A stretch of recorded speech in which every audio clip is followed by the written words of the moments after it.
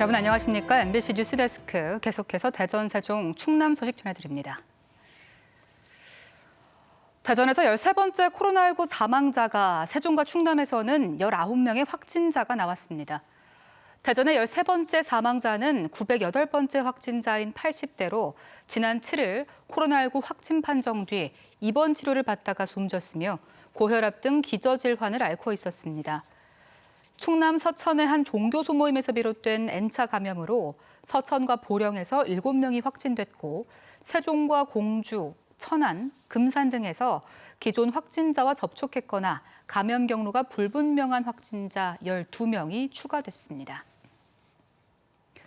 최근 정인이 사건 이후 아동학대에 대한 관심이 높아지면서 시도경찰청에 여성 청소년 수사대를 신설하는 등 각종 대책들이 쏟아져 나오고 있는데요.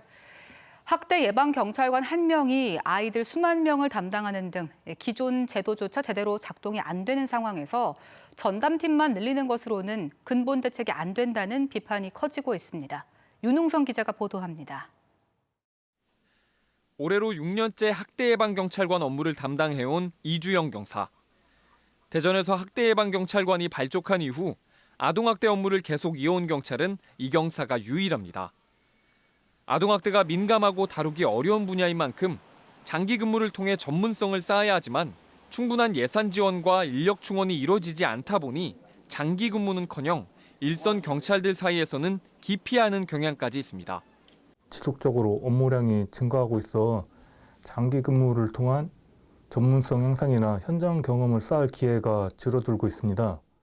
학대 예방 경찰관 제도는 지난 2016년 아동학대와 가정폭력 등 다양한 학대 예방을 목적으로 신설됐는데 각 경찰서별로 2~3명에 불과해 대전 18명, 세종 4명, 충남 26명이 현재 활동 중입니다.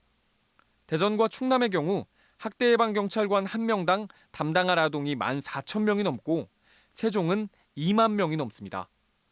전문가들은 정부가 대책으로 내놓은 여성 청소년 수사대 신설만큼이나 충분한 인력 충원과 성과 보상 등 제도적인 장기 근무 환경을 만들어주는 것이 더 중요하다고 지적합니다. 경찰의 강력한 의지를 담은 것이죠.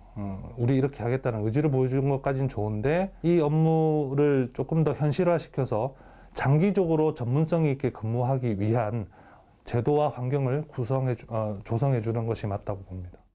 이딴 아동학대 사건에 대한 국민적 공분이 어느 때보다 높아진 상황에서 정부 대책들이 효과를 거두기 위해서는 제도가 제대로 작동하기 위해 무엇이 필요한지 근본적인 고민부터 우선돼야 합니다. MBC 뉴스 윤웅성입니다. 지금 태안에서는 겨울철 밥 반찬으로 인기가 높은 곰피 수확이 한창입니다. 긴 장마로 수확이 준 데다 코로나19로 소비도 급감해 어민들의 시름은 깊지만 곰피 자체는 미세먼지 등 유해물질, 해독 효능 등이 알려지면서 인기를 모으고 있다고 합니다. 조형찬 기자가 보도합니다. 칠흑 같은 새벽, 태안 파도리 통계항에서 배로 5분여. 바다어정에서 수확에 한창인 어부들의 모습이 보입니다. 밧줄에 1m 길이가 넘게 주렁주렁 걸려오는 건 미역과의 해조류인 곰피. 지난 가을 뿌려놓은 포자가 3개월 만에 결실을 맺은 겁니다. 태안 앞바다 100헥타르의 바다 양식장에서 하루 수확량은 50톤, 전국 수확량의 60~70%를 차지합니다. 가격은 45kg 한 자루에 3만 원 선으로 오는 3월까지 석 달간 수확이 계속됩니다. 올해 곰피 생산량은 예년보다 40% 정도 줄었습니다. 올해 비가 잦았던 데다 염도와 온도가 급격히 변해 생육에 지장을 줬기 때문입니다. 코로나19로 음식점에서 찾는 주문까지 줄면서 소비까지 급감해 어민들의 마음은 더 무겁습니다. 40%가 감소가 됐으면 당연히 그 감소한 만큼 가격도 올려야 되는데 서울 자체도 이제 뭐 장사가 안 되고 그러니까 상인들도 그렇고 저희들도 힘든 건 마찬가지예요. 하지만 곰피의 풍부한 점액 성분이 호흡기 질환 완화에 효능이 있는 것으로 알려지고 최근 이례적인 1월 황사와 미세먼지 기승과 맞물려 다시 인기를 얻고 있습니다.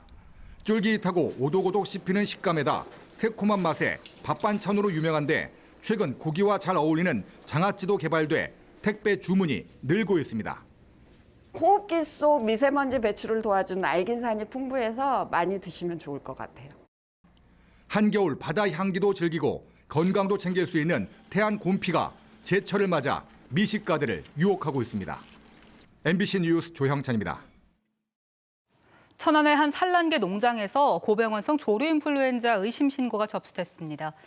조류인플루엔자 중앙사고 수습본부는 어제 닭 10만 마리를 사육하는 천안의 한 산란계 농장에서 폐사가 발생했다는 신고를 받고 검사한 결과 H5형 AI 항원이 검출됐다고 밝혔습니다. 충남에서는 지난해 12월부터 고병원성 AI가 번지면서 가금류 300만 마리 이상이 살처분됐습니다. 어젯밤 10시 50분쯤 아산시 영인면의 한 도로에서 48살 A씨가 몰던 SUV 차량이 역주행하다가 마주오던 승용차와 정면 충돌했습니다.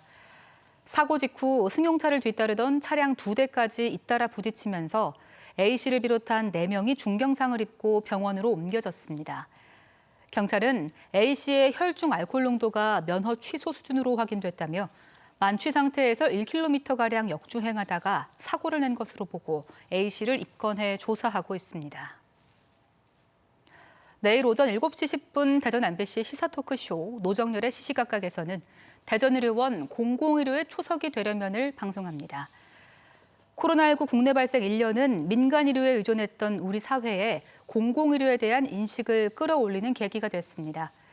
20년째 경제성에 막혔던 대전의료원이 예비타당성 조사 면제로 급진전된 가운데 5년 후 대전의료원이 제 역할을 하려면 무엇이 필요할지 전문가들과 방안을 모색합니다. 계룡시가 영유아 교통안전을 위해 모든 출산 가정에게 카시트를 지원합니다. 계룡시는 그동안 저소득 가정과 2자녀 이상 가정에게 카시트를 지원했다며 이번에 모든 출산 가정으로 카시트 지원을 확대한다고 밝혔습니다. 지금까지 대전에서 전해드렸습니다.